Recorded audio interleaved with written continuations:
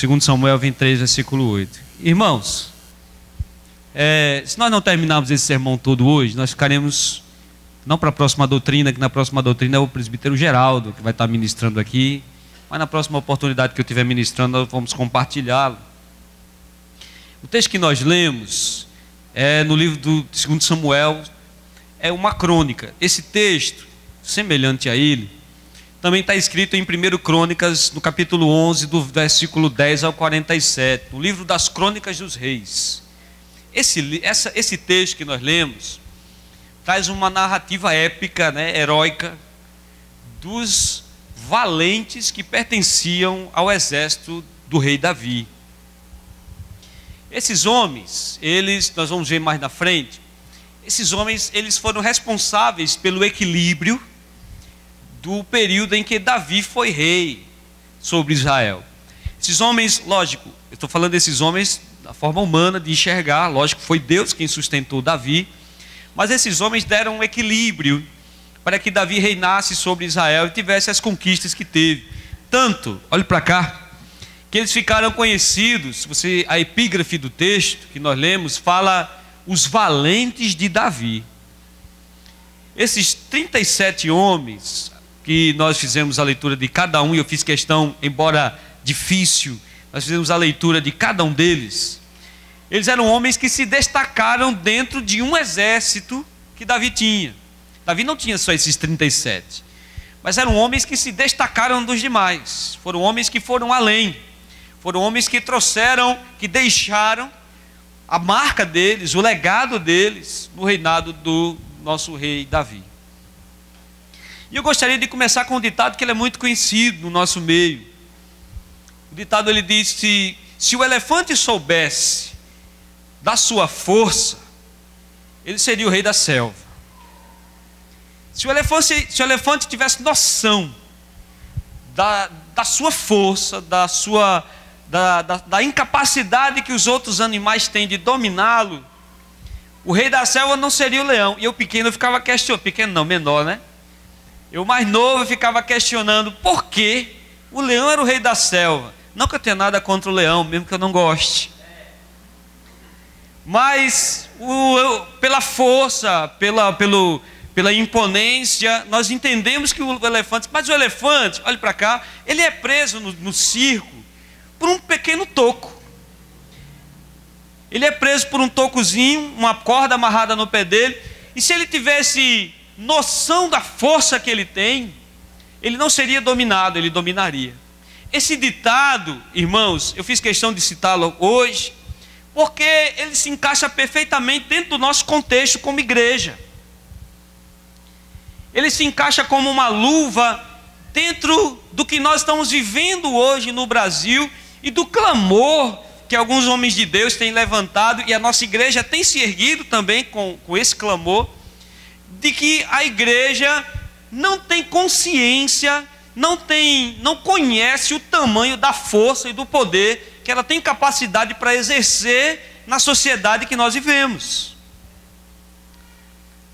A nossa fé hoje, ela é desmoralizada sem precisar de mensagens subliminares. Antigamente nós tínhamos mensagens subliminares, hoje ela é desmoralizada em horário nobre na televisão.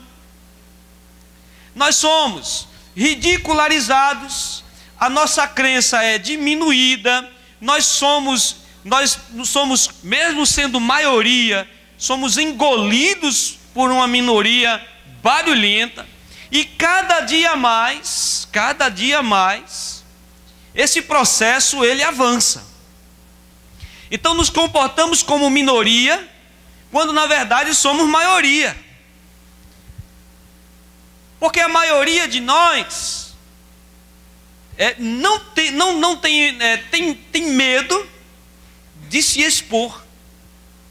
A maioria de nós não parte para o embate. Não estou falando do embate físico, estou falando do embate de ideias. A maioria de nós acha mais fácil calar do que se posicionar. E nós carregamos sobre nós o nome de a Igreja de Jesus Cristo. Mas afinal, nós temos correspondido a esse nome que é colocado sobre nós? Quando a nossa fé, repito, é ridicularizada na TV, quando nossos filhos são ensinados pela mídia, quando a sociedade impõe, uma pequena minoria da sociedade impõe a sua vontade e nós simplesmente calamos, simplesmente engolimos, simplesmente achamos que se aquilo não faz mal a mim, eu me tranco aqui, não importa o que aconteça lá fora. E cada dia mais nos fechamos, e cada vez mais nos calamos, e cada dia mais as faculdades começam a externar esse tipo de ridicularização da nossa fé. Nossos jovens vão para a faculdade, muitos têm vergonha de expor a sua fé, a sua crença. Nossas crianças às vezes já começam a ser perseguidas no sentido de serem ridicularizadas na escola. E nós, sendo maioria, porque o nosso país é esmagadoramente composto por cristãos, nós vamos nos calando e uma minoria barulhenta vai assumindo esse lugar de protagonismo na nossa sociedade. E aí eu quero fazer uma pergunta dentro de um contexto histórico da Igreja de Jesus. Dentro de um contexto histórico, pegando desde o início da igreja primitiva até os dias de hoje, fazendo um comparativo entre nós e toda a igreja, todas as eras da igreja. Será que nós estamos honrando o nome Igreja de Jesus? Será que nós estamos honrando os mártires que morreram para que nós pudéssemos estar aqui hoje? Será que nós estamos honrando o sangue dos homens de Deus que morreram para que essa mensagem não parasse? Será que nós estamos honrando isso? Será que nós temos o direito de andar pela rua e dizer que somos a igreja de Jesus Cristo?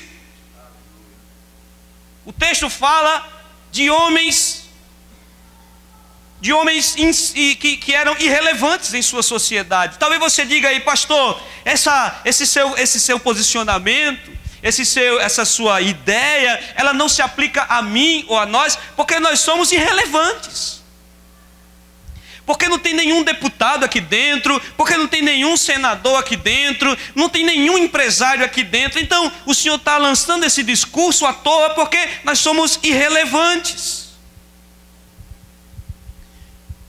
Qual o conceito? Esse é o grande problema. Qual o conceito que nós temos sobre nós mesmos? O que nós somos?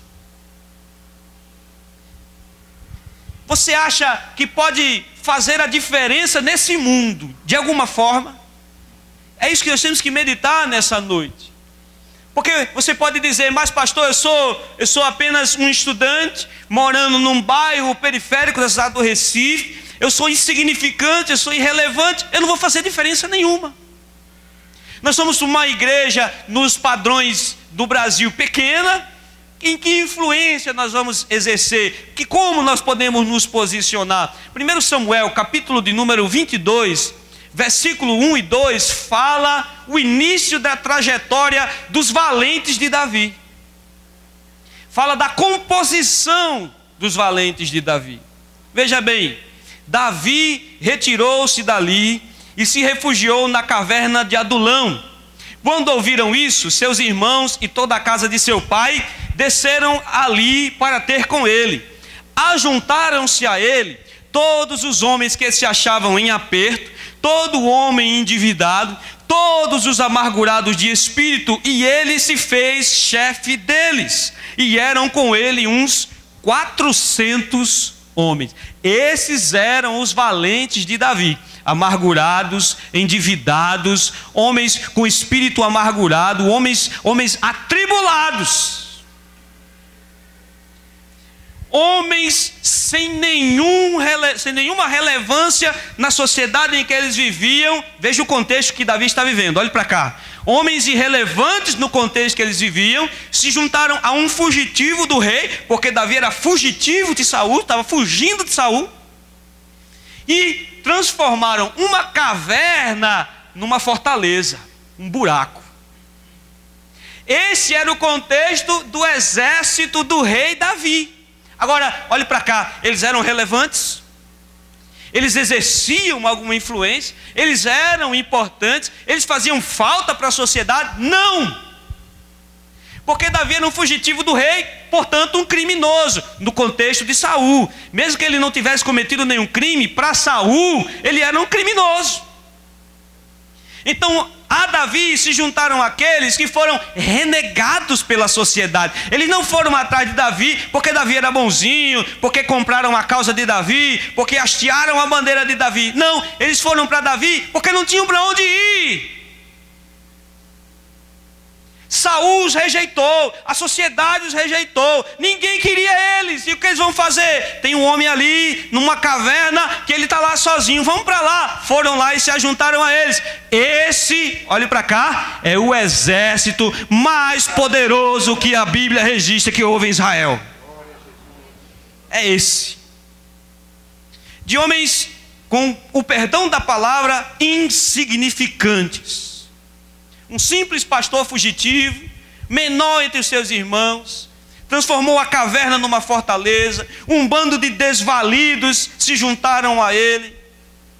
Um menino que a história conta que anteriormente venceu um gigante, mas venceu sem nenhuma pompa, sem espada, sem armadura. Ele pegou umas pedrinhas ali, ele rodou a pedra e bateu. Talvez alguém tenha dito, foi sorte.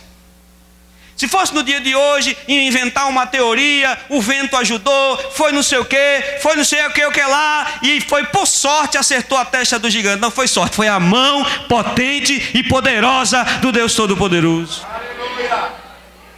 Nós vimos milagres acontecerem aqui, aí vão dizer que o outro exame estava errado, que não houve isso, que não houve aquilo, que foi errado, que não era aquilo. Estava não, estava lá, é porque Deus arrancou de lá. Aleluia. É esse o exército de Davi, é essa a circunstância que Davi tinha. Nós não vamos seguir um general, nós vamos seguir um menino que derrubou um gigante com uma pedra e mal conseguiu pegar a espada para arrancar a cabeça do gigante.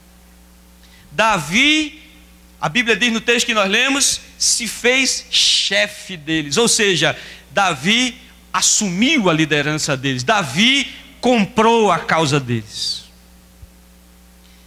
E aí eles saíram dessa situação de miserabilidade e se transformaram nos valentes de Davi. De um ponto a outro, existem lições que nos ensinam muito.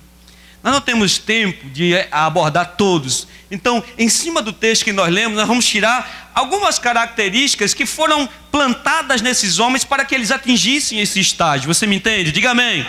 Partindo desse princípio, aplicar a minha vida e a sua vida. Se esses desvalidos conseguiram se tornar os valentes de Davi, eu que não sou desvalido, diga amém, irmão? Amém.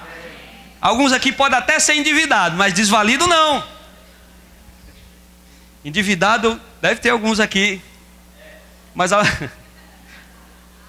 mas amargurado de espírito eu acredito que não tenha. Vamos lá. Versículo 8, nós vamos ver as características do valente de Deus. Versículo 8 ao versículo 10. Fala duas características: determinação e coragem.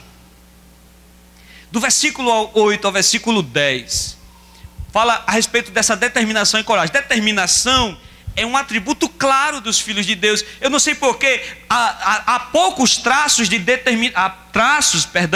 há poucos traços em alguns crentes dessa geração. Eu não vou ser fatalista e dizer que essa geração é perdida, mas eu estou vendo, a gente percebe que alguns dos irmãos dos dias de hoje, eles não têm essa determinação que a Bíblia fala que o Filho de Deus tem que ter.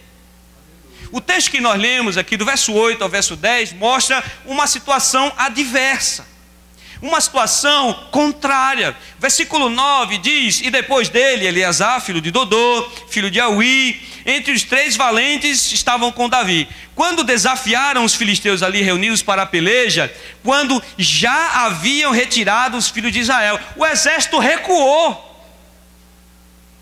o exército saiu, e mesmo assim ele permaneceu, Josebe-Basebete. Ele permaneceu, mesmo quando todos recuaram, numa situação adversa. A Bíblia diz, olhe para cá, que ele não recuou. todo mundo correu, todo mundo se escondeu, mas ele ficou. Eu vou ficar aqui. O pau canta, o sangue dá na canela, mas eu permaneço onde Deus disse que eu tinha que ficar. Tanto é que o texto diz que ele conseguiu matar 800 dos seus inimigos. A determinação, o desejo pela vitória, a força para permanecer onde ele estava, moveu ele de uma forma tão tremenda, que ele permaneceu no lugar onde ele estava. Porque o crente determinado, o valente de Deus, ele não olha o obstáculo, ele só enxerga o alvo. Ele só enxerga o alvo. Ele só enxerga a sua meta. Diga amém, meu irmão. Eu vou conseguir, vai dar certo. Porque se você for olhar o problema, você não sai do lugar. O valente de Deus, ele tem que ter determinação. Diga amém. Ele enxerga o alvo. 1 Samuel 17:45, o texto diz: Davi, porém, disse ao filisteu, a Golias: Tu vens a mim com espada, com lança, com escudo. Ou seja, você vem todo preparado, você tem todo armado.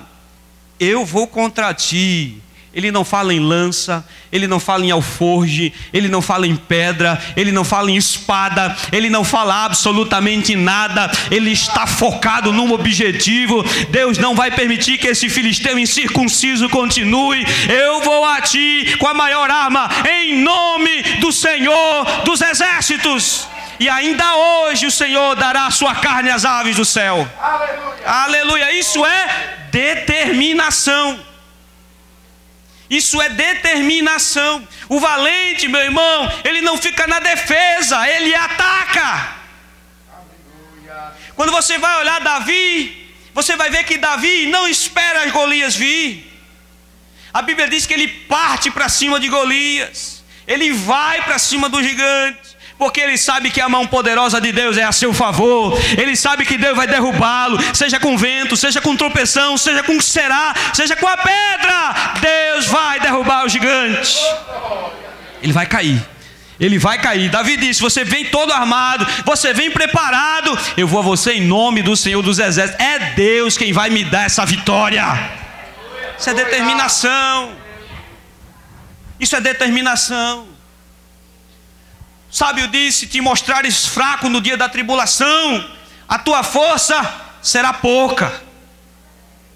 Então é trincar os dentes, meu irmão, é fechar os punhos e partir para a guerra. Diga amém. Não há problema que ele não resolva, não há milagre que ele não opere, não há coisa que ele não faça. Operando Deus, quem impedirá? Aleluia. O texto diz que esse homem segurou a espada por tanto tempo, brandiu a espada com tanto fervor, com tanta força e determinação, que quando ele terminou a guerra, ele não conseguia abrir a mão para soltar a espada. A gente está soltando a espada antes da guerra começar. Quando o bicho grita, já solta a espada e sai correndo. Ai, Jesus! Coragem. Por isso que Paulo, escrevendo Efésios 6:13, ele diz: tomai a armadura de Deus, para que possais resistir no dia mau. Sabe por quê? Porque o dia mau vem. Você entende? Diga amém, meu irmão. Amém. Não desiste, lute, reme, fique firme. Deus honrará o seu esforço. Seja determinado. Seja determinado. Vai dar certo, eu vou conseguir. Se eu não conseguir dessa vez, eu consigo da outra. Se essa porta se fechar, Deus vai abrir outra. Mas prossiga firme e determinado em nome de Jesus. Diga amém, meu irmão.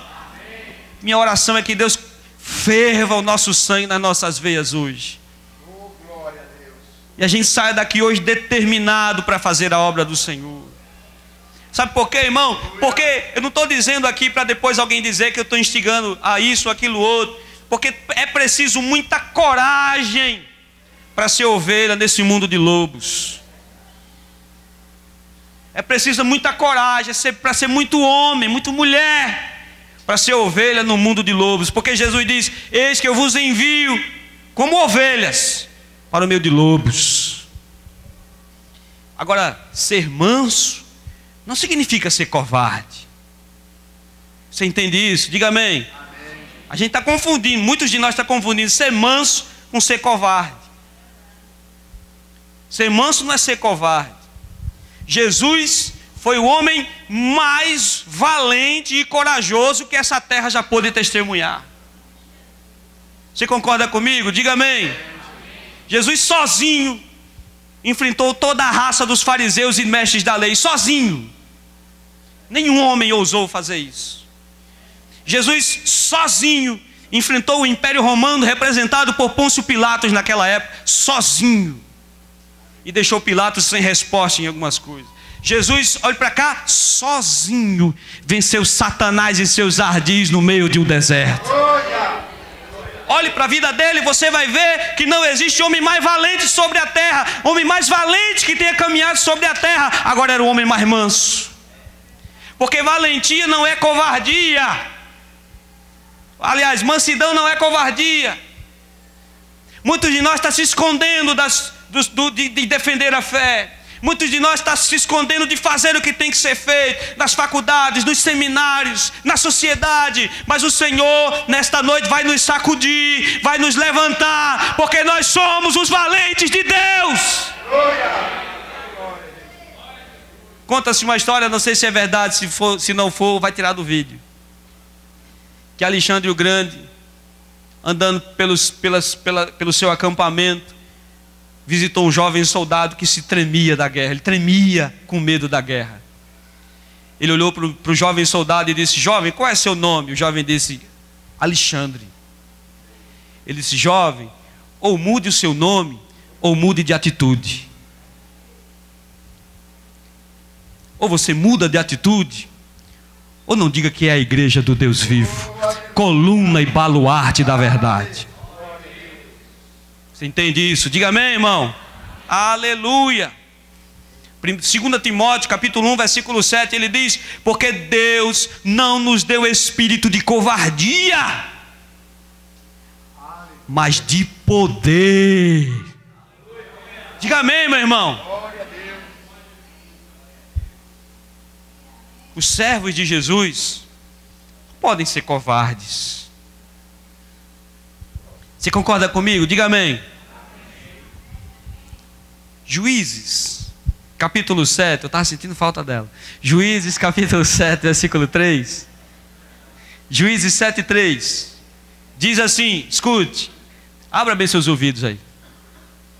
Apregoa aos ouvidos do povo, dizendo: quem for tímido e covarde, volte e retire-se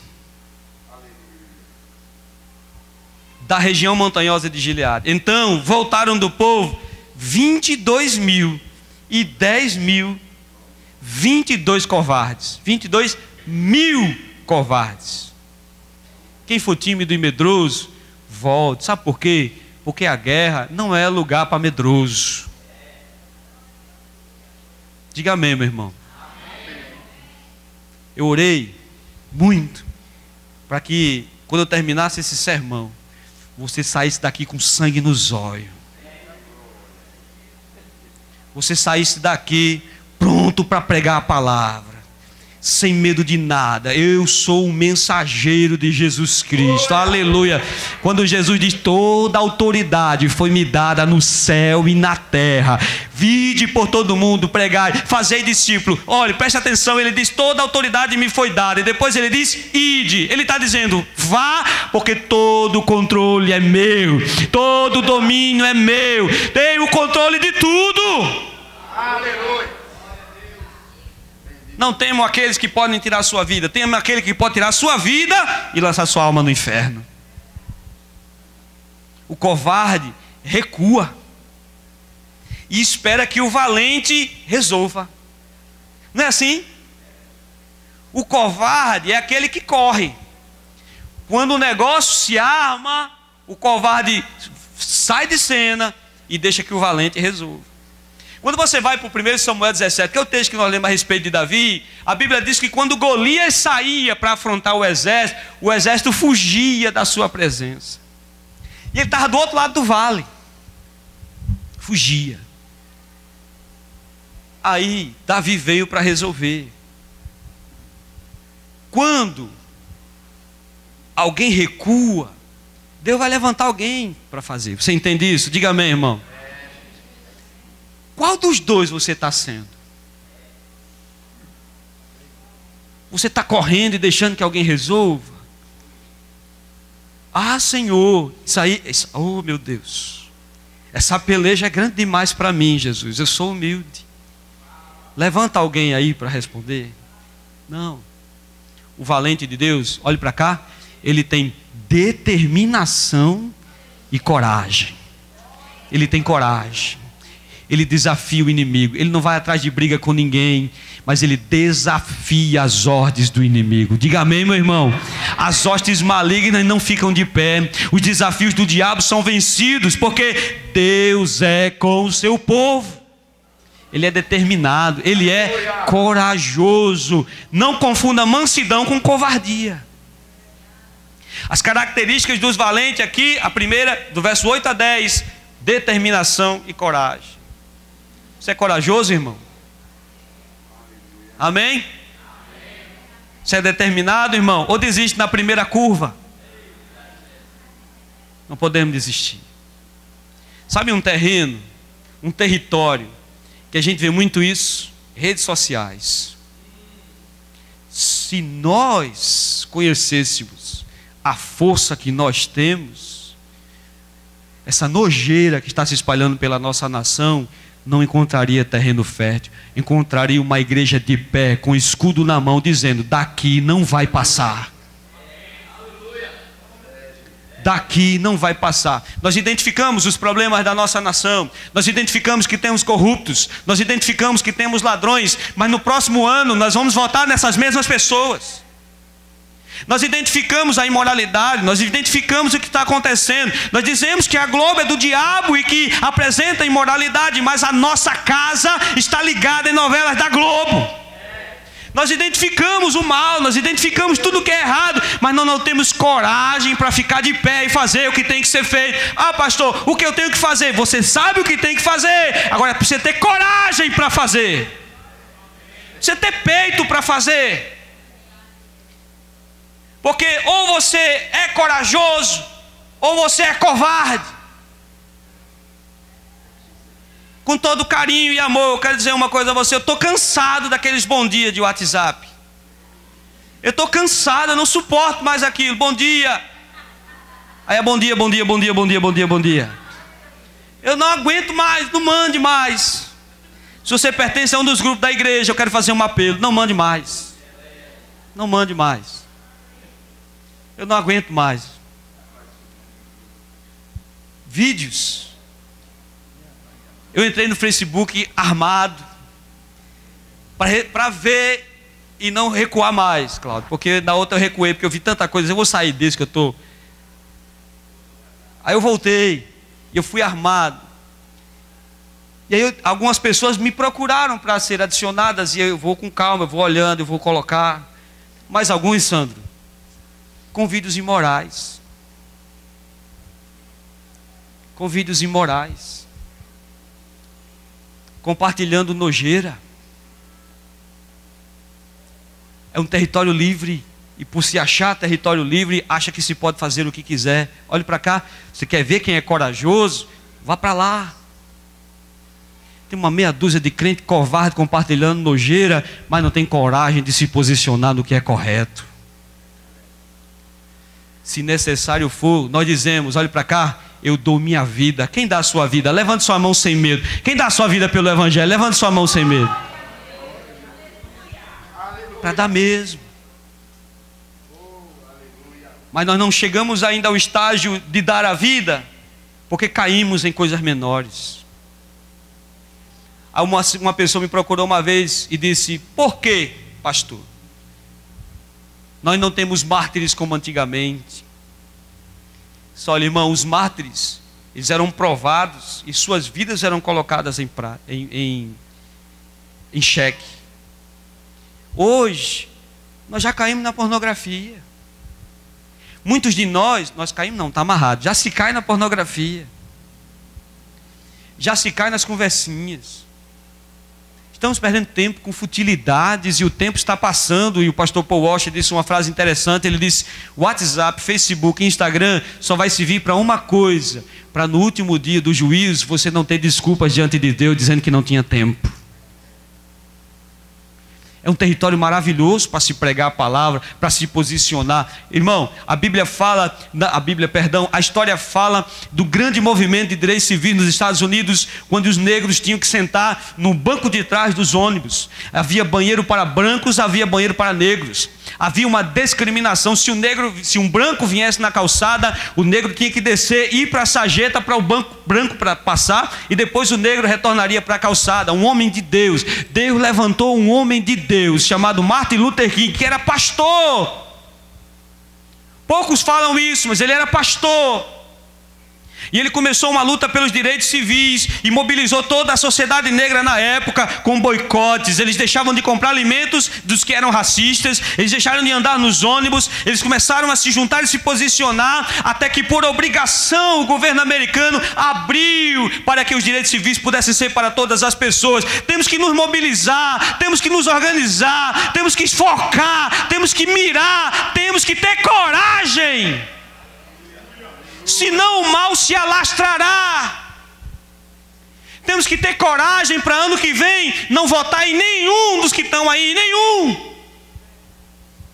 Temos que nos juntar e fazer campanha, se for o caso, para ninguém, quem você votou esse ano, não vote no próximo. Porque senão você se torna tão culpado quanto os que estão lá, porque há uma corrupção generalizada, a corrupção no Senado, a corrupção no governo, a corrupção em todo lugar. Quando você liga o jornal, você fica sem saber para onde ir. Precisamos ter coragem. O Brasil, olhe para cá, está sem moral. A igreja, olhe para mim, a igreja tem que ser a reserva moral dessa nação. Agora, essa reserva moral não é só trancado dentro, não, é lá fora. É enfrentar os desafios que nos espera aí. Porque se você não atacar, você será atacado. Porque se você não se posicionar, você será caçado. Honra e lealdade são outros atributos do valente de Deus. Primeiro, determinação e coragem. Honra e lealdade. Versículo 15. Diz assim: Davi estava na fortaleza.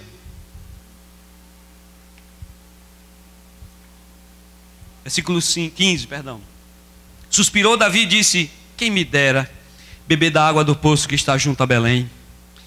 Então aqueles 3 valentes romperam pelo acampamento dos filisteus, tiraram água do poço junto à porta de Belém, tomaram-na e a levaram a Davi. Ele não quis beber, porém a derramou como de libação ao Senhor, e disse: longe de mim, ó Senhor, fazer tal coisa. Beberia eu do sangue dos homens que lá foram com perigo de sua vida? De maneira que não quis beber. São estas as coisas que fizeram os 3 valentes de Davi.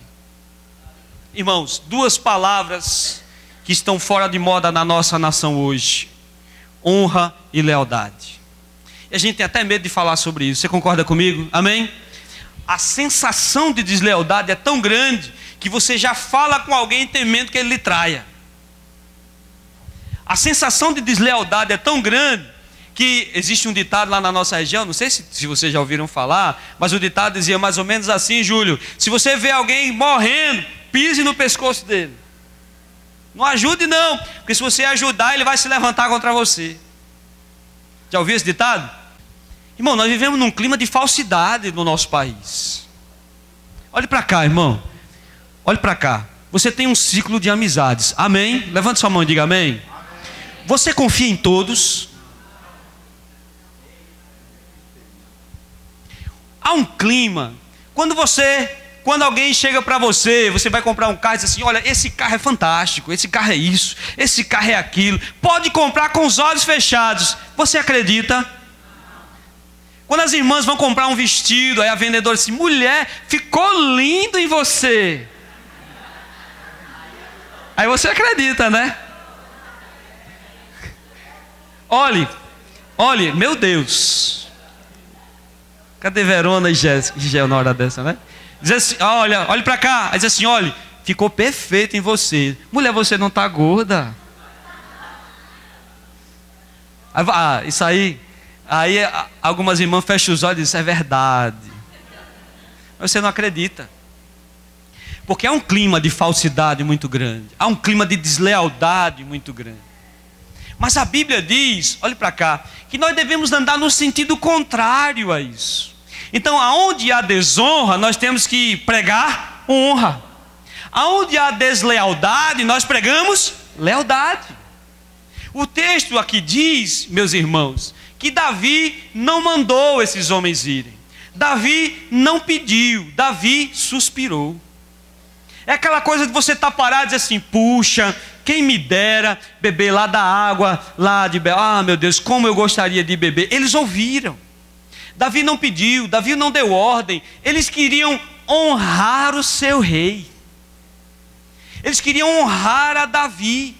Irmão, a caverna, a fortaleza que o texto diz, era a caverna de Adulão. E a caverna ficava a cerca de 15 a 20 quilômetros de Belém. E nesse trajeto havia um vale.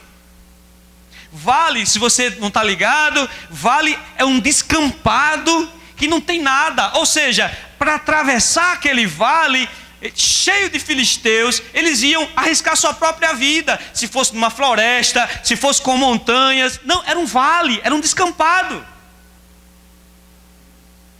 Não tinha como, era um risco muito grande, mas a Bíblia diz que eles romperam o acampamento filisteu. Não foi para ganhar dinheiro, não foi para ganhar posição, não foi para trocar por nada, foi para honrar aquele a quem eles tinham como seu líder.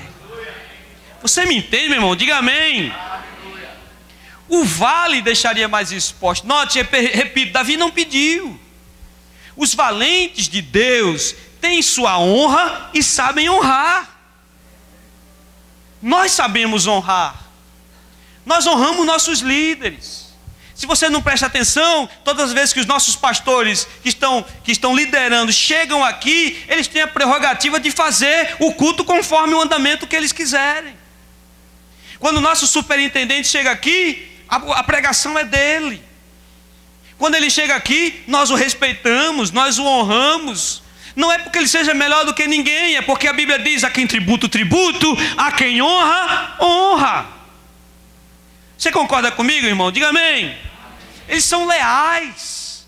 O crente, ele tem que ser leal ao seu líder, ele tem que ser leal aos seus irmãos. Nós temos que ser leais uns com os outros.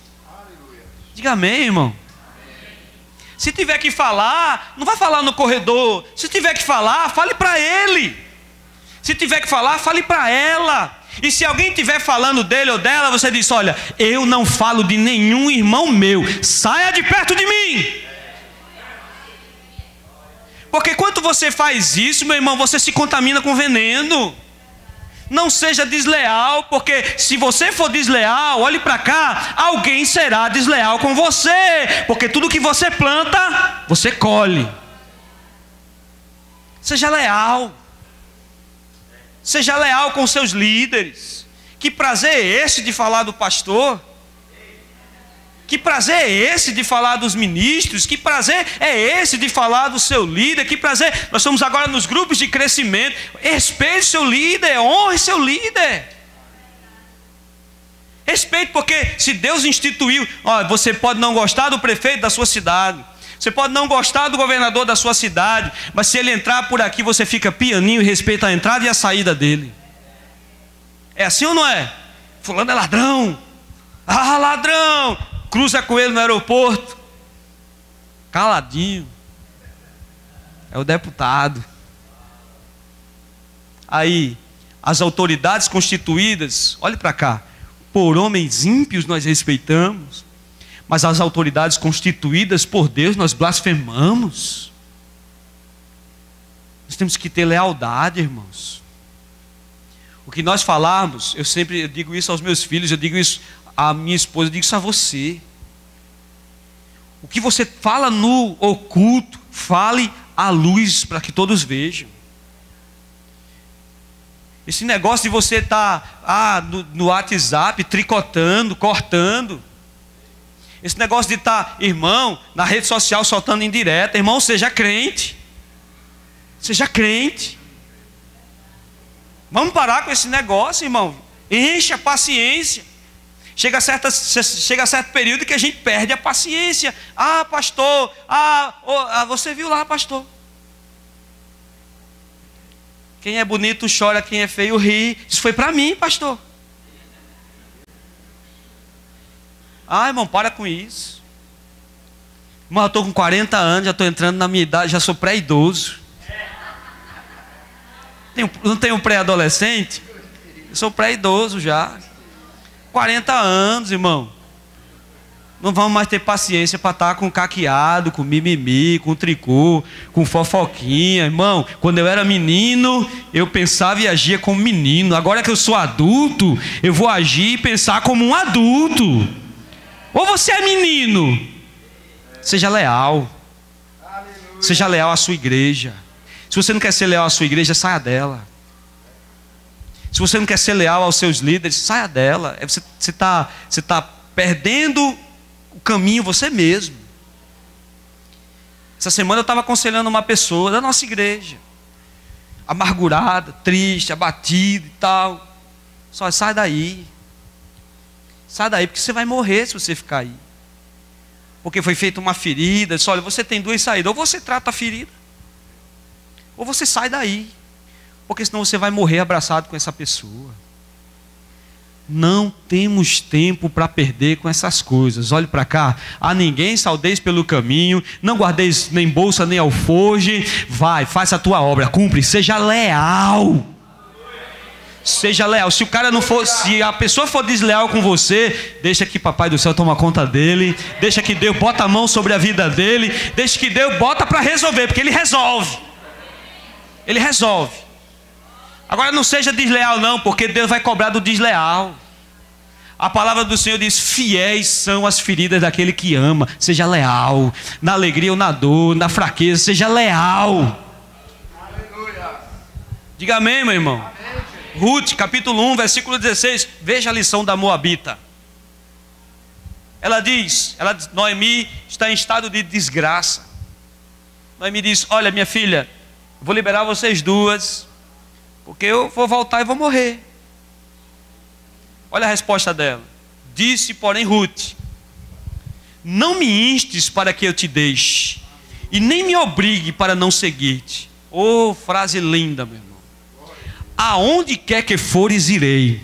Onde quer que pousares, ali pousarei. O teu povo é o meu povo, o teu Deus é o meu Deus. Onde quer que tu morreres, eu ali serei sepultada. Isso é lealdade. Lealdade. Eu vou com você. Eu vou com você até o fim. Enquanto eu ver lealdade em você, enquanto eu ver características em você de um homem de Deus, olhe para cá, eu vou com você até o fim. Até o leito eu vou com você se for necessário. Isso é lealdade. Se o mundo é desleal, deixe que eles se matem lá fora. Deixe que eles se engalfinhem lá fora. Aqui não. Aqui é território sagrado do Senhor Jesus. Aqui é território sagrado. Quando a gente entra, as nossas armas ficam lá fora. O nosso escudo, a nossa espada fica lá fora. As pedras ficam lá fora. Nós entramos de peito aberto porque queremos receber um abraço do irmão, o calor do irmão. Quanto ao desleal, nem ande com ele. Nem ande com ele. Porque, repito, enquanto ele for desleal, ele vai ser desleal a você também. Você um dia vai virar alvo dele. Um dia você vai ser traído por ele. Você entende isso? Diga amém. E eu não sei você, mas uma das piores sensações que um ser humano pode ter é ser traído. Você deposita toda a sua confiança, você deposita toda a sua atenção, você confia e abre o seu coração, aí vai lá o filho de Belial e lhe trai. Quando você pensa que não, todo mundo sabe de algo que só o seu coração tinha. O desleal é desleal em todo lugar. Mas o crente, olhe para cá, ele é corajoso, ele é determinado, ele honra, ele sabe honrar e ele é leal. Ele é leal. Confie nele. Algumas pessoas dizem que o crente é falso. Não, nenhum crente em Jesus é falso. O joio é falso. Mas se você encontrar um crente, abra seu coração para ele, sente com ele, porque ele vai colocar a mão sobre o seu ombro e vai dizer assim: vamos orar agora, e Deus vai fazer alguma coisa. Agora você tem que concentrar a sua atenção no crente, no convertido, no nascido de novo. Diga amém. Irmão, nós temos que nos honrar. Aqueles homens honraram Davi. Não tenha medo, irmão, olhe para cá. Não tenha medo. Eu aprendi uma coisa como crente. Eu aprendi uma coisa como crente. Tire agora o rótulo de pastor. Como crente eu aprendi uma coisa. Eu sempre fui feliz como ovelha quando eu amava o meu pastor. Não estou falando isso para você me amar não. E me ame. Mas quando eu amava o meu pastor, amava, sabe, irmão? Olhe para cá. Eu gostava de conversar com ele. Eu acho que ele se aperreou tanto comigo, porque é tanto na casa dele. Ia na casa dele, acordei muitas vezes ele de meio-dia para perguntar esse texto. Pastor, o que é que significa nesse texto? Ele saía da quarto todo assanhado, se arrumando, e dizia: isso aqui quer dizer isso, isso, isso. Por isso que no meu casamento ele ficou até 1h da madrugada na minha casa e não queria sair. Mas eu amava estar com ele. Quando eu me sento com ele nos dias de hoje, somos pastores, somos colegas, mas quando eu me sento com ele hoje, ainda dá aquele bálsamo no coração, porque eu o amava, eu sempre o amei, eu sempre o honrei, eu sempre o respeitei, eu estava disposto a defendê-lo em qualquer lugar, e isso não era para consagrar, isso não era para receber nada, era aquele amor inocente da ovelha para com seu pastor. Não ame desconfiando, não ame desconfiando. Você me entende? Diga amém. Não ame desconfiando. Você não deve concentrar toda a sua fé num homem. Não faça isso. Mas você não vai deixar de amar por causa disso. Um colega pastor amigo meu disse o seguinte: olha, eu vou lhe dar um segredo. Eu estava mudando de igreja. Ele disse: eu vou lhe dar um segredo. Não se apegue à igreja. Não ame. Não ame, porque você pode sair a qualquer hora. O pastor é assim. Então faça o seu trabalho e não ame. É impossível. É impossível. Você entende, irmão? Diga amém. É impossível não amar. É impossível. Então, lealdade se tem quando se ama. Você me entende? Diga amém. Sabe por que uma esposa nunca vai trair o marido? Não é porque os olhos dele estão em todo lugar, não. É não. Até porque não está, né, irmão? Descanse aí, viu? Não. Ela não vai trair, olhe para cá. Porque ela ama, e quem ama é leal. Eu ia dizendo outra coisa para cortar, mas não, uma pessoa chegou para mim e disse assim: eu amo minha esposa, e toda semana adulterava. Eu amo a minha esposa. Se você é mentiroso, você não ama. Você nem ama a sua esposa, nem ama seus filhos. Porque quem ama é leal. Quem ama vai até o fim. Aleluia. Quem ama vai até o último suspiro. Quem ama fica fiel até a morte. Diga amém, meu irmão. Amém. Aleluia. Eles honraram Davi. Eles honraram Davi. Aleluia. E aí, eu estou dizendo isso a você, irmão, porque eu vou dar um testemunho aqui para os irmãos. Há 3 anos atrás, a gente vivia muito nesse clima tenso. Algumas pessoas querendo outras coisas na igreja. Algumas pessoas querendo botar heresia na igreja. E eu comecei a me fechar para certas coisas, com medo de que a igreja de Água Fria sofresse alguma coisa. Comecei a me fechar, eu comecei a sofrer. Olhe para cá. Meus ossos começaram a secar. E eu fui orar. Senhor, o que é isso? Senhor, o que é? Senhor, me ajude. Deus falou forte ao meu coração: você tem que amar o seu pastor. Temos que nos honrar, temos que nos respeitar, temos que ser leais. Coragem sem honra e lealdade é vazio. Você se torna um brigão.